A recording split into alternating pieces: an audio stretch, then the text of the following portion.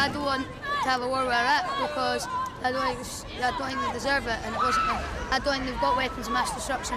I think they're just doing it I think America are just doing it just because they want to be the most powerful country there is.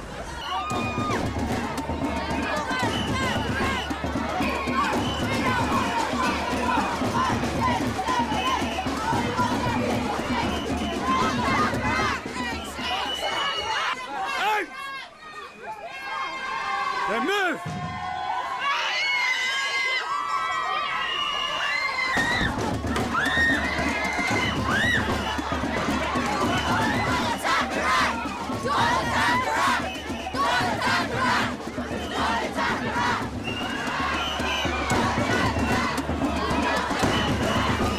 I think this war is totally immoral and wrong, and it shouldn't be happening in the first place. I mean, I've looked at the situation and I think, well, you know, Saddam is torturing his people and something needs to be done about him. But sending hundreds of cruise missiles across and bombing his people into the sky is not the right answer. There are also pretty terrifying regimes in many other places in the world which don't happen to have quite so much oil in them. And it's interesting that we're not busy going to war in these regimes.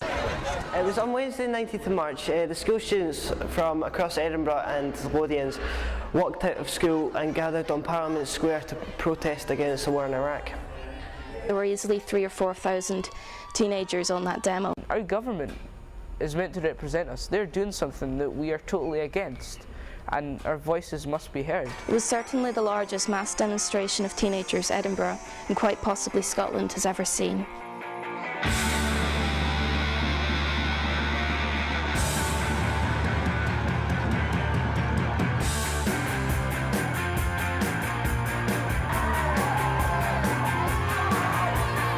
The people are waking up all across the world in every country you can think of. This war in Iraq is all over oil. It's not over anything legal. You're not going to get away with it for very much longer.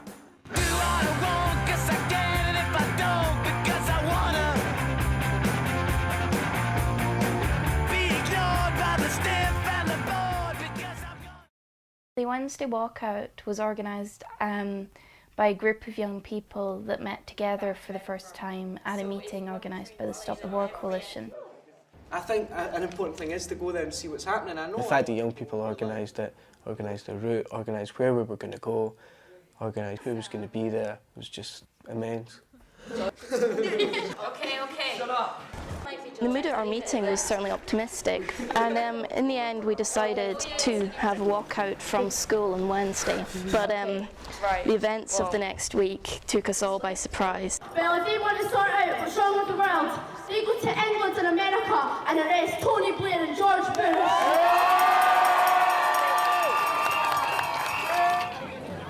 They locked all the gates at the top of the school. We tried to walk out, people were trying to climb over the railings and stuff. Teachers physically stopping people from getting out of the school. They were blocking the gates and shouting at them, and they were also pushing them away from the gates and sending them back to class and threatening them with all sorts. But we had an idea to go down and try and get out through the back entrance.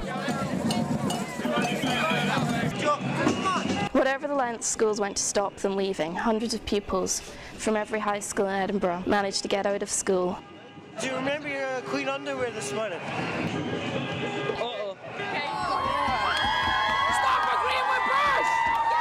They say they're trying to get rid of Saddam Hussein, but do you really need so many bombs and people and artillery just to get rid of one man? Just to say, guys, it's proud that we're all here today. Even though people tried to stop us, we're still here. We want the war in Iraq stopped! There was no other way really of getting our voice heard. Tried everything. A lot of people had sent letters to their local MP, their MSP.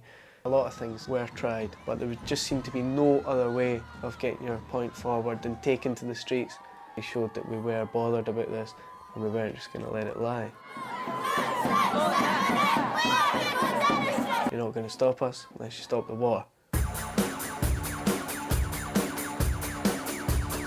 September the 11th is not justification for going to war. That was a terrorist act, and if George Bush feels he needs to to retaliate, he is no better than them. People's lives are at stake, but generally people just don't care, and you want to like make them realise that people all over the world are just the same as you, and their lives have as much worth as yours does and stuff like that. We thought that youth didn't have a lot of say, so we started up our own committee, and like with like more and more people come every single week, so it's like everyone gets like a choice now saying what they think should happen. If you want to be on our steering committee, then raise your hands right up. We all got together and basically decided to form a group and take it further. I think if we have a leaflet about Edinburgh youth, which is why we need to come up with what we are now and a resolution. When we continued organising and building websites and that kind of thing, we came up with the name Edinburgh Youth. Yeah, if you move it. I was just like a stereotypical teenager, like, you know, politics are boring sort of thing, and then I met a bunch of them at protest.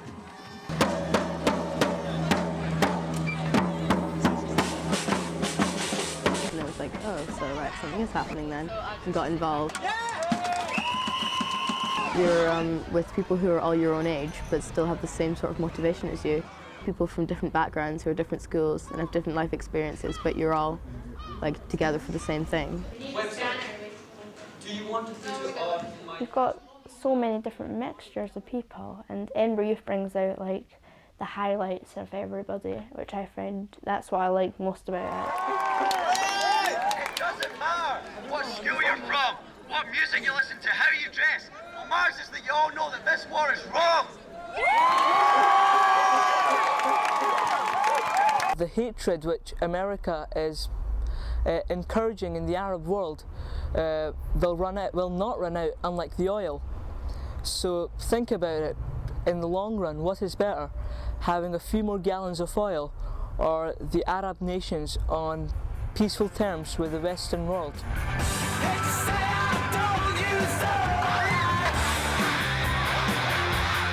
Young people of Edinburgh, don't take no for an answer. They should listen to us and don't attack Iran.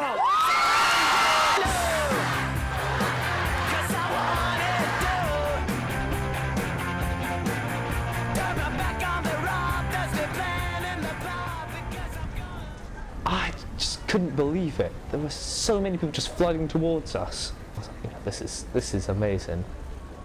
The comedian from Channel 4, Mark Thomas, did a stunt, a die-in in fact, which was everybody on Princes Street, when the 1 o'clock gun went off, had to just fall on the ground and just die. 5, 4, 3, 2,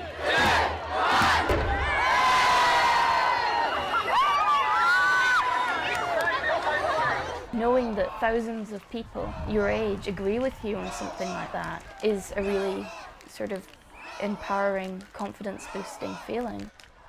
It brought so many young people together and gave them a chance to make their voices heard. Young people of Edinburgh, I'm so proud of you all, and you're all amazing!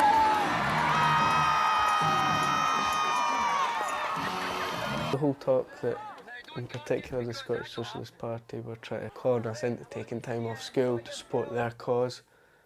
But, I mean, there was really no foundations for that. In my opinion, Edinburgh Youth was merely facilitated by the Scottish Socialist Party.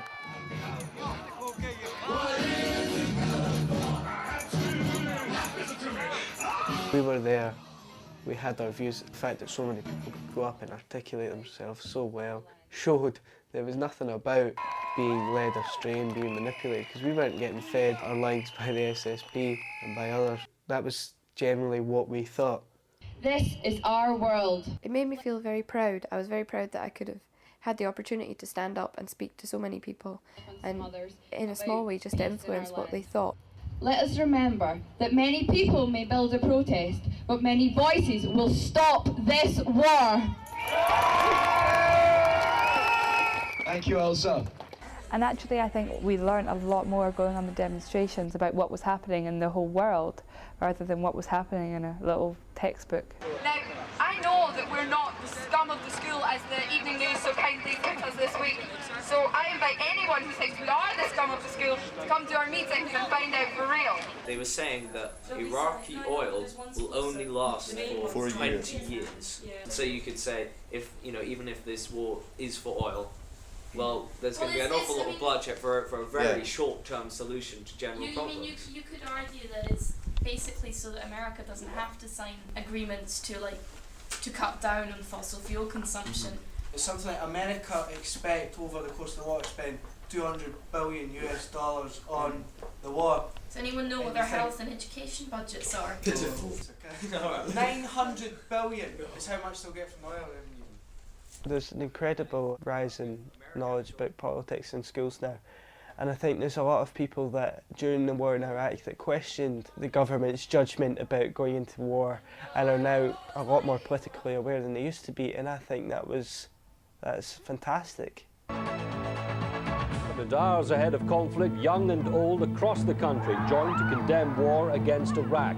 The media coverage was absolutely atrocious. They casted it off as people's excuse for a skive, but if they'd actually been there, and then they would know that the people that were just there for a skive, the small minority that were there for a skive, actually left really early, and there were still loads and loads and thousands of people there that were actually cared about what we were doing, and we do have a view on this, and I thought the media didn't portray that at all. Further angry protests against conflict, including a schools demo earlier today in Edinburgh's Princes Street. Well, let's go there now. They were handing over to their political correspondent in Edinburgh, and they essentially just said that Tommy Sheridan organised this protest and was the Pied Piper of Hamlin and led thousands of school pupils out onto the streets. And I guess that kind of summed it up, that the media was very unwilling to listen to us or accept the fact that we organised it and that was a possibility. Brian, not to disregard anyone's opinion, but I presume the children didn't organise and mobilise this demonstration themselves. No, they didn't, and that's causing controversy tonight because others are saying that it was orchestrated by the Scottish Socialist Party.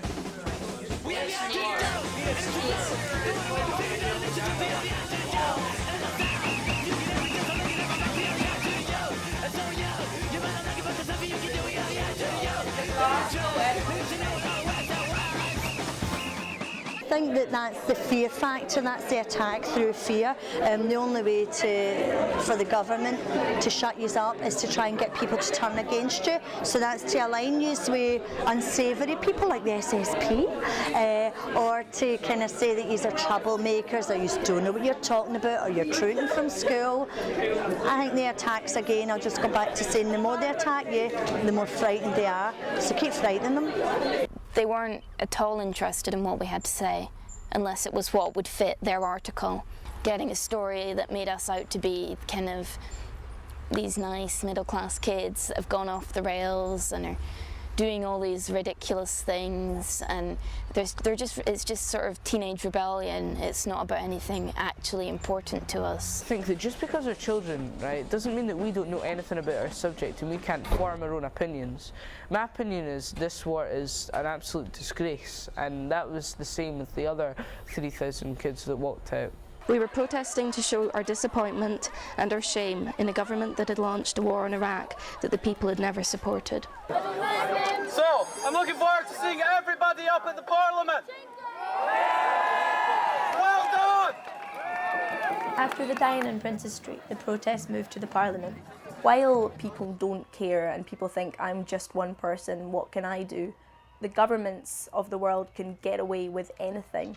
But as soon as people are watching them, people are noticing what they're doing, they've got to be a lot more careful. Presiding Officer, these are deeply worrying times. They are, First Minister, they are. Jack McConnell stressed Scotland was ready for war or terrorism.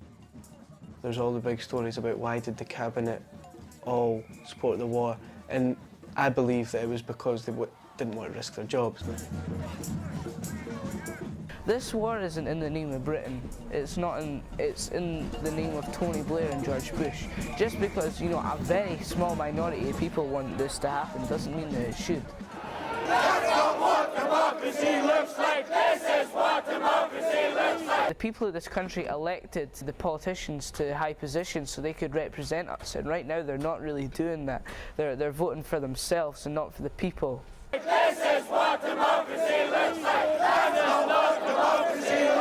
I think one of the kind of issues is that so we have all this money to spend on invading another country, but we don't have it to spend on education or health or benefits for young people. We've had years of education cuts, there's nowhere for young people. The politicians don't seem to care about us. This is military action against the evil regime of Saddam Hussein. What the anti-war movement was fundamentally about was getting ordinary people involved and providing an alternative to the government's propaganda, telling people what was really going on. No, we want but they keep going on about it's about weapons of mass destruction. America has more military strength than the next 27 countries put together. So that's absolutely ridiculous. We're still confident that we will find weapons of mass destruction because they're there. We have known for years that those weapons exist. American and coalition forces are in the early stages of military operations to disarm Iraq, to free its people, and to defend the world from grave danger. The governments tried and failed to get UN support. They provided evidence of Iraq's huge weapons of mass destruction programs, and then they decided that support from the public and the international community wasn't all that important anyway. Ignoring everyone, George W. Bush and Tony Blair officially attacked Iraq.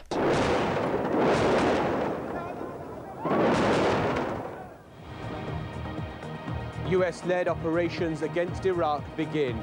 Explosions and anti-aircraft fire over Iraq. And when war broke out that night, I thought I was gutted, and you know, there aren't words to describe the feelings I was feeling. You know, it was a sort of disbelief. If it is true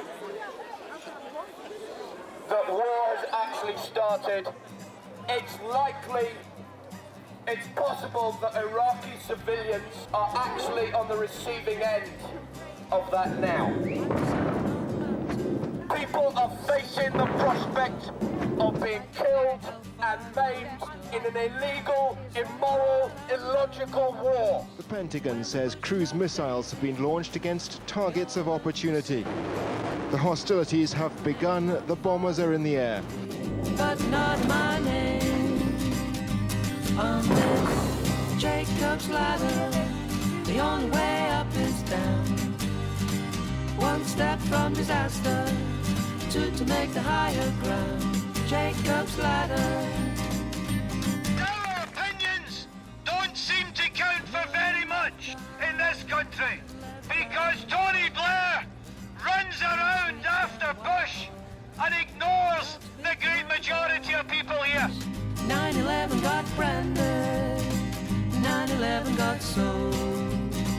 There'll be no one left to water all the seeds you sow. On this Jacob's ladder, the only way up is down. Keep your heads high and say loud and clear to those young men and women in Iraq who have committed no crime. This war is not in our name. Thanks very much.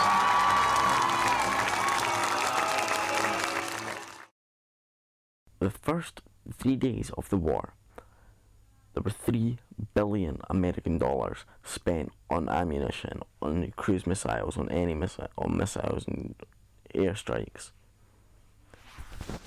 They were bombing the hell out of Baghdad. They still are. I mean, did anybody else see the headline on the paper the day that war started? It said something like, "Show them no mercy, they have stains on their souls," which equated every Iraqi to the level of Saddam Hussein, which was just absolutely filthy. I think the admirable thing was that we all stood up after that and still continued to protest. And if you're showing us pictures from Iraq with people knocking down statues or whatever, it's still wrong.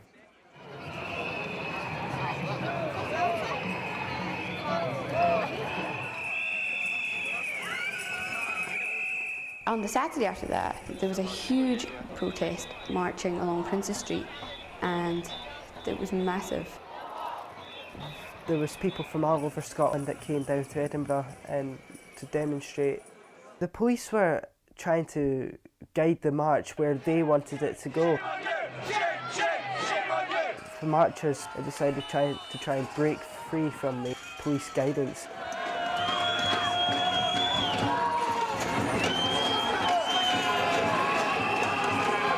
And there was people breaking in all over the place of all ages, and people were knocking down the barriers and stuff and trying to make their own way up to the meadows. Alright, guys! Shut up! I think it's everyone's personal decision. Chair. I think we might need to get out of here.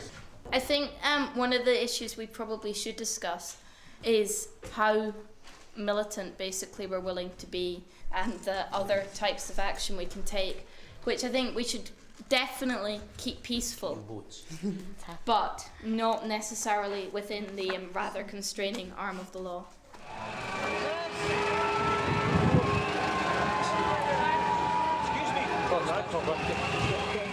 On the topic of civil disobedience, there was no other way really of getting our voice heard.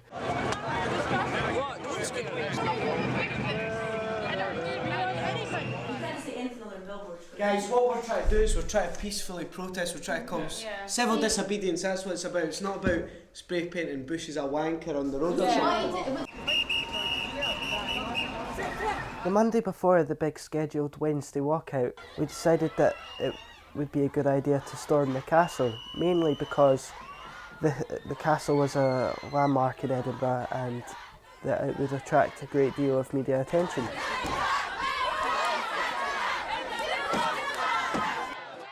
It's vitally important that you attract attention during demonstrations, because if you follow the complete legal route of demonstrating, then you don't make headline news 9 times out of 10.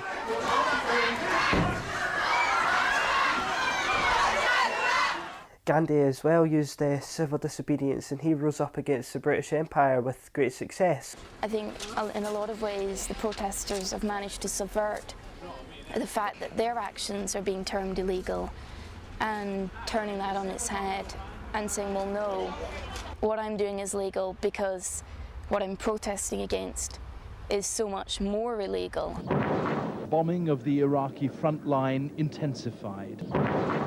Position after position smashed. The accuracy was remarkable. This illegal war is supposed to be consisting of surgical strikes to remove the head of the Iraqi people, the regime. But if it's surgical strikes, then why are the Iraqi hospitals filled in Baghdad with people, children, whose heads have been pierced with the shrapnel metal that explodes from cruise missiles and the stealth bombers, which the Americans think are a stroke of genius?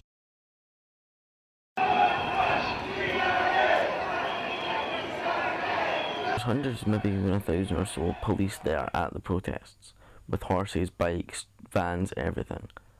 There's no need in it all. We're not going to be able to take on the police force of Great Britain. They were threatening us with arrest if you guys stayed sitting, and then they were threatening the rest of you with arrest. The police were really stirring up trouble.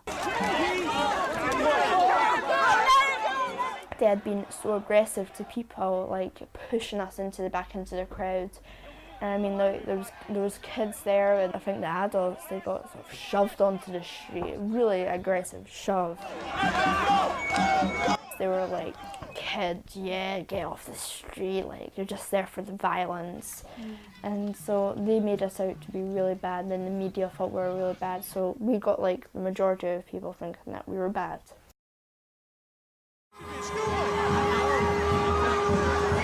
We all stayed involved in the movement. We went to a Globalised Resistance conference in Glasgow. We all went to London to protest against the occupation. And we went to Fastlane to protest against the Trident weapons. It was a blockade of the Trident nuclear submarine base. I think sort of for us as a group, going to Fastlane was very important and very closely connected to what we'd been doing protesting against the war. What the point is to block the gates going into the base to stop the workers getting in, to shut down the base for a day. And about 4 of us who got arrested. I didn't want to get arrested, so I didn't lock myself on. And I decided that I would go around and feed people chocolate, the people that were locked on, and apparently that's a breach of the peace, so I got arrested.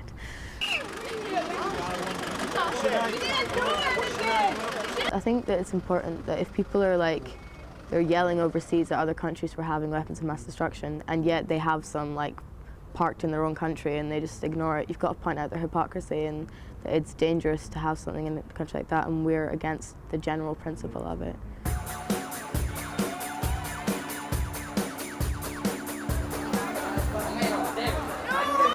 Over the past 10, 20 years, particularly since Margaret Thatcher was in power, people have become less and less politically involved. I think with the miners' strikes and those being kind of crushed, then people have started to think that they can't be involved and they can't make a difference, and this has really changed that. It's made politics matter.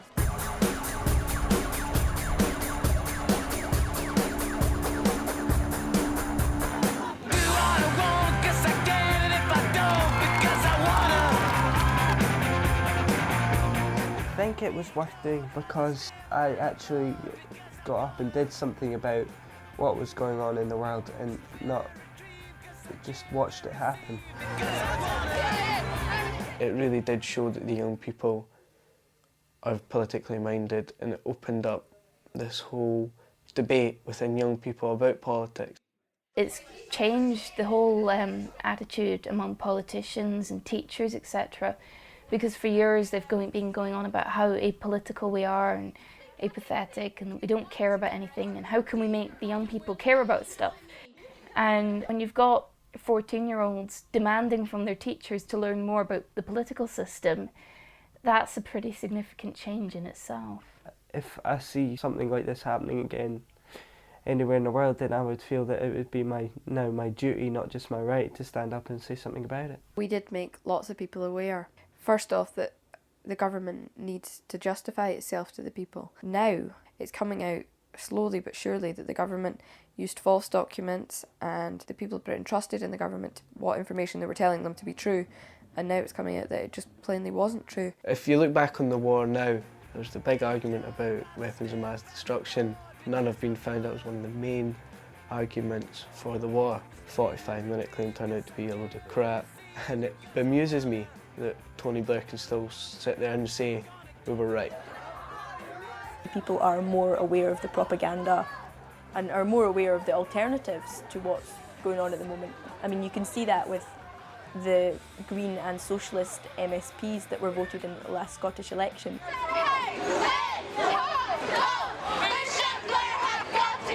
So I feel proud in a way that I didn't trust the government first time round. I didn't just agree with them wholeheartedly because they were my government. I didn't vote them in, and I still don't trust them. The youth aren't apathetic. The fact that they've lost all faith in the political system means that when they do have something to care about, they're going to do something about it. And that's quite a dangerous thing for the politicians. That they don't want young people that care about stuff enough to go out on the streets and start screaming about it.